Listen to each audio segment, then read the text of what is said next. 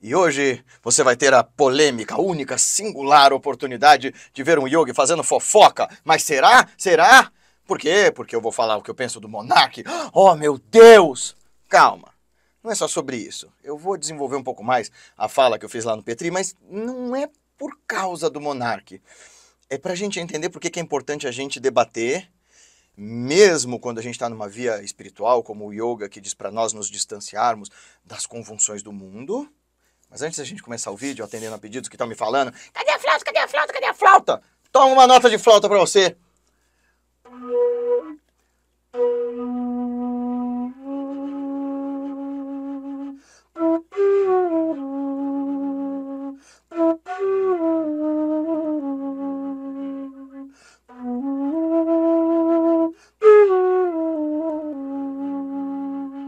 Chega.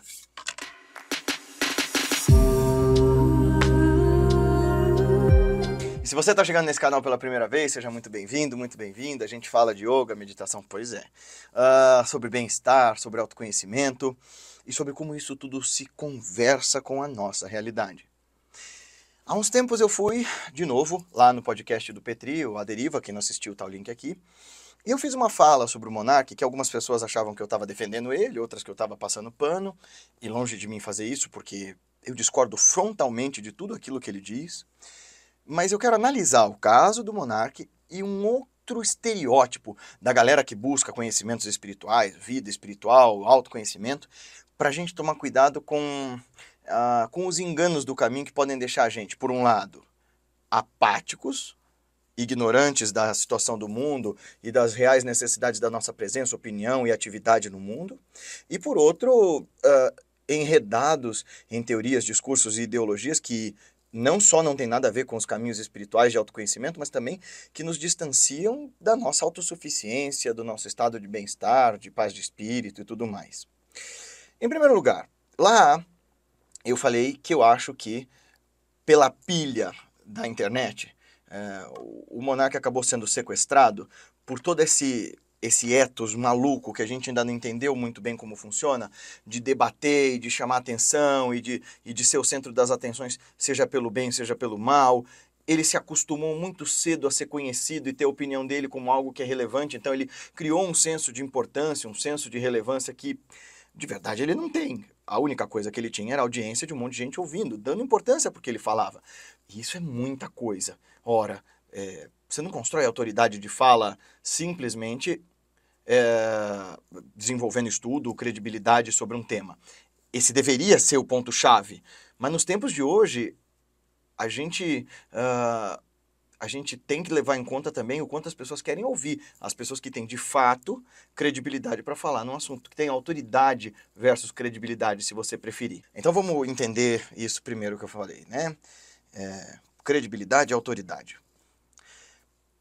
Credibilidade deveria ser algo que vem tanto do carisma que a pessoa tem para se comunicar com as multidões, mas também com o preparo, com a autoridade, com o desempenho que a pessoa tem para falar de um certo assunto.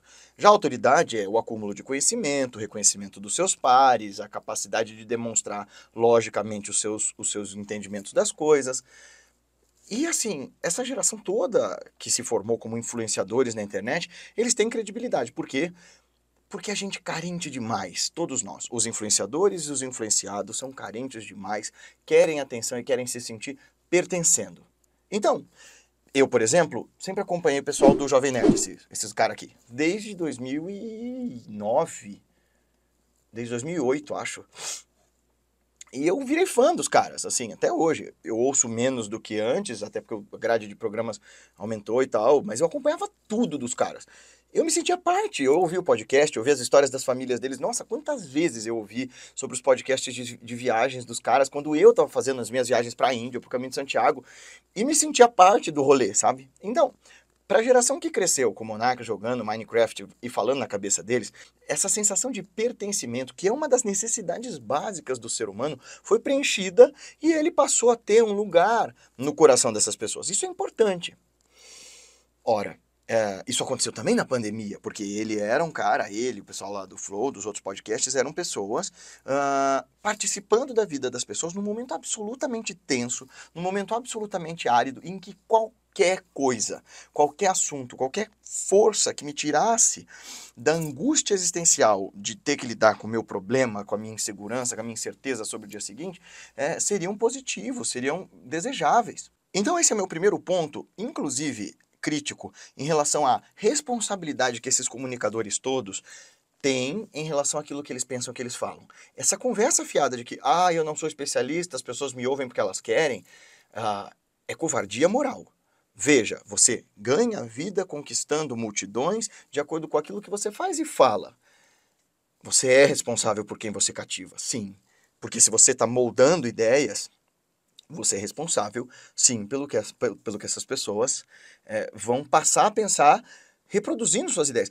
Uma boa parte da minha crítica ao presidente atual, que espero, né, que não sei quando esse vídeo vai subir, mas ao presidente que foi derrotado, é que, bem, ele poderia não pegar numa arma para matar quem ele não concorda que faça parte do país perfeito dele.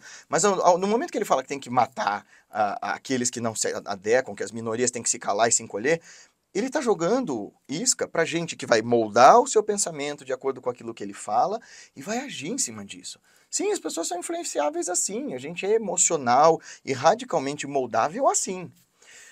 O título desse vídeo, o que o Yogi pensa do Monark é... Sim, eu discordo do que ele fala, ele não tem razão nas coisas que ele fala, e hoje eu concordo que as opiniões dele foram sequestradas por um afã de atenção, pelas circunstâncias do momento e pelo delírio coletivo. Ele realmente comprou a viagem louca do ódio no qual ele foi sendo colocado.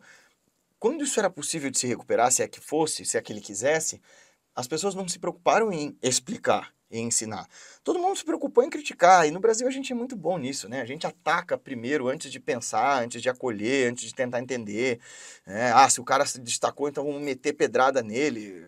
Veja o que a gente faz com as pessoas que se destacam no país de uma forma geral. Até um dos caras da galeria, uma das pessoas do comitê do Nobel uma vez comentou isso. Não lembro onde eu vi essa história, tá parecendo conversa fiada, né? Mas eu vi de uma pessoa com credibilidade, depois eu lembro da história e falo para vocês, mas o cara do Nobel disse para essa pessoa que era curioso nós não termos Nobel porque o brasileiro ataca os próprios brasileiros, que a gente não tinha postura de exaltar as pessoas que se destacam na nossa sociedade.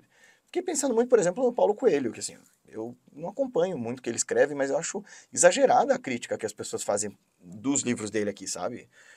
E, no entanto, ele é o único autor nacional com destaque e relevância no hall de autores internacionais que a gente tem. Eu vi livros do Paulo Coelho em 2011 nas ruas de Calcutá, sendo vendido pelos camelôs, e a gente só ataca. Então, eu não estou dizendo que o monarca é um pobre coitado só porque ele é, pobrezinho, ele ficou famoso e nós não soubemos acolhê-lo. Não é nada disso. Mas a gente não pode esperar que uma pessoa mude seu ponto de vista se a gente não é acolhedor, didático, pedagógico o suficiente para tentar explicar para essa pessoa os equívocos dela.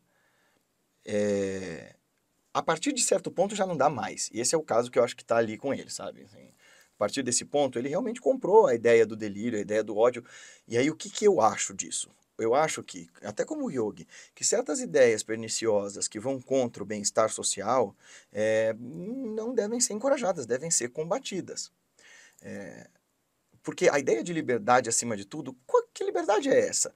Quem de nós pode se afirmar absolutamente livre, uma vez que a gente é condicionado por tempo, espaço, pela nossa fisiologia, pela língua que a gente fala? A gente é absolutamente condicionado. Essa liberdade que a gente supõe ser tão absoluta, ela é bastante relativa e bastante ilusória. E esse meu blá blá blá todo é para dizer assim, eu discordo do cara completamente. Eu acho, assim, as opiniões dele absolutamente rasas e infundadas. Eu acho que, como influenciador, ele deveria ter muito maior responsabilidade sobre o que ele fala e como ele fala, mas isso não é um problema do Monark, isso é um problema geral da internet dos dias de hoje, todo mundo fala sobre o que acha que sabe e não sabe nada. Mas a motivação desse vídeo não foi exatamente reciclar o assunto que começou lá no A Deriva. Eu recebi um comentário dizendo assim, olha só, eu vou colocar aqui na tela para vocês, assim, ó, Eu acho você suavemente hipócrita, Guilherme. Suavemente hipócrita é um jeito muito educado de dizer que ele me acha hipócrita. Valeu, Zac. Você ensina as pessoas a recebem, ou acho que a receberem toda e qualquer situação da vida com paz e silêncio mental. Mas você ainda não consegue. Por favor, me responda o que lhe falta para alcançar moksha. Zac, eu não sei se você chegou aqui nesse canal agora, mas a razão desse vídeo é eu responder o perigo por detrás da tua ideia. Porque aqui nesse canal eu nunca ensinei que ser um yogi, que estar em busca de moksha, ou que ter a ahimsa como um ideal, a não violência como ideal, é ser absolutamente apático ante as injustiças e aos absurdos. Porque isso é contra Tarka, arguição, discernimento, viveka, discernimento, diferenciação, é contra Jnana, o conhecimento verdadeiro. Olha, todos os mestres de todas as tradições, por mais zen que fossem, debatiam, com a exceção luminosa de uns poucos que fugiam do debate, como é o caso do Ramana. O Ramana ficava em silêncio. Mas a maior parte dos mestres das tradições de Vedanta, das tradições tântricas, das tradições budistas, debatiam para tentar demonstrar no campo prático como é que essas ideias espirituais atuam. Porque, do contrário, elas são só um escapismo narcísico mesmo. Ah, nossa, eu vou meditar para fingir que nada está acontecendo quando está acontecendo. Nunca nesse canal eu disse assim, olhe para o que está errado e diga que está tudo bem. Isso é a postura mais antagônica àquilo que um yogi, buscando um ideal de vida para compartilhar com os outros, pode fazer. Então, por que é que eu respondo o que eu acho do monarca, ou por que é que eu respondo o seu comentário, por que que eu, como professor, respondo quando eu acho que o equívoco da pessoa é muito grande? Porque eu acho que eu tenho responsabilidade enquanto um professor, mesmo num canal pequeno como esse, de colocar meus pontos de vista de uma forma tal que mesmo que vocês discordem dele, mesmo que o que eu diga seja uma grande bobagem, eu deixo um leque aberto de possibilidades para que você aprenda a pensar e desenvolva a sabedoria própria. A minha ideia não é que você responda com silêncio, absolutamente nada. Quando é que você me ouviu falar sobre isso, Matheus? Assim, o Matheus é meu irmão de sangue, trabalha comigo e me vê gravar todos os vídeos. Eu acho que eu nunca falei uma parada dessa. Eu nunca disse assim, se alguém te atacar uma pedra, fala assim, me ataca mais meia dúzia que eu tô de boa com isso. Primeiro, eu não sou cristão, né? Eu acredito muito nos ensinamentos de Jesus, mas eu acho que radicalizar a ideia de quando lhe baterem numa face ofereça-lhe a outra, não é exatamente o que eu persigo na vida. Eu busco a ahimsa internamente, mas como bem diz Shri Yukteswar, este mundo da forma como está não é convenientemente organizado para a prática literal de ahimsa. Ora, por que eu estou dizendo isso? Eu não estou dizendo que eu vou meter a porrada em quem eu não concordo. Eu estou dizendo que se eu ver alguém sofrendo injustiça, eu vou entrar na frente para fazer o que eu puder fazer. Se eu ver um ponto de vista que é perigoso, como alguém, por exemplo, como o dito cujo, defendendo aquele regime o regime do bigodinho, para não ter problema com o YouTube, né? O regime da svástica, né? Eu vou dizer que isso é um absurdo, eu vou dizer que isso é demência. E esse é meu dever como yogi, cara. Então, o que me falta para alcançar moksha, nossa, me falta um caminhão de coisas. Eu falei isso na resposta que eu te dei. Isso é entre eu e meu guru, eu suponho. Mas me falta, claro, vencer completamente a delusão, vencer completamente Mahamaya. E isso eu acho que falta para quase todo mundo, né? Se iluminar fosse tão fácil, a gente teria esses caras aos montes. Eu tenho mestres iluminados, eu vivo dizendo que eu não sou um deles. Mas isso não significa que, na minha busca por moksha, eu vou me tornar um apático alienado. Eu vou me tornar alguém que se acha no direito de, dizer o que bem entende sem a menor responsabilidade, ou 2, deixar que qualquer um diga o que bem entende sem a menor responsabilidade, uma vez que a gente haja, viva e pense baseado nas ideias que a gente troca. A gente molda a nossa realidade de acordo com a nossa visão de mundo. E se tem alguém pregando visões de mundo que são perigosas, como é que a gente vai deixar isso assim, ao léu, deixa a pessoa fazer e tudo bem? Isso não é liberdade, isso é delinquência. Aliás, sobre essa questão da liberdade, é muito importante lembrar que quase todos os filósofos não vão concordar com a ideia de que liberdade seja falar, fazer e pensar sobre o que você bem entender. Ao contrário, fazer aquilo que está no teu impulso, que está no teu instinto mais imediato, não é liberdade. É bestialidade. Quem faz o que está no instinto, que dá na telha, é bicho, não é gente. O Spinoza vai dizer que a razão é o que nos leva à liberdade, porque a razão vai iluminar as motivações das nossas paixões e vai fazer com que a gente persiga paixões alegres, né? Que a gente persiga humores alegres ao invés daqueles que nos levam que diminuam a nossa potência. Vai fazer a gente ter clareza sobre aquilo que é bom, verdadeiro e legal para nós e que não prejudica o outro. Ou seja, liberdade é saber escolher e também falar não. Não fazer o que bem se entende.